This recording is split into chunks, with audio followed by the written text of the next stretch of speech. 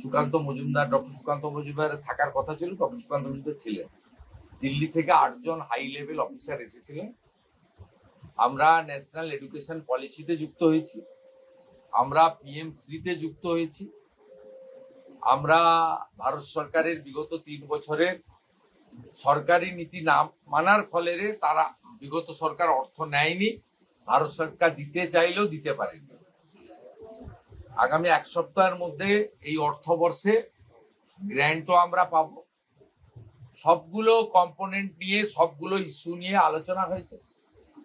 Primary, upper primary, high school, college, university,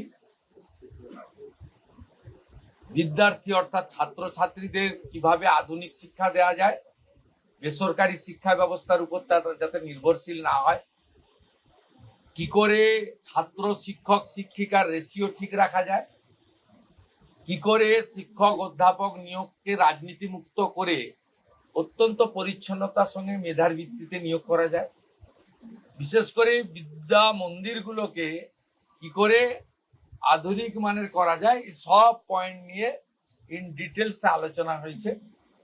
immediate যেটা বিদ্যালয়গুলো পাবে, অর্থাৎ প্রাইমারি, আপার প্রাইমারি, হাই স্কুলের ক্ষেত্রে কম্পোজিট গ্র্যান্ট, যেটা 3 বছর ধরে তারা পায়নি, আগের সরকারের ভুল নীতি। আমরা 81,000 বিদ্যালয়ে টার্গেট নিয়েছি।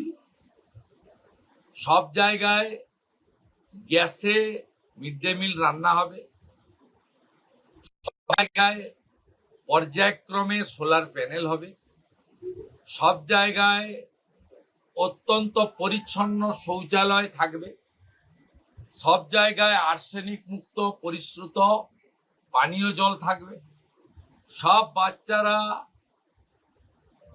ভালো খাওয়ার মানে প্লেটে, থালাতে, ইউটেন্সিলে খাওয়া দাওয়া করবে, পরিচ্ছন্ন একটা হাইজেনিক পরিবেশ তৈরি হবে।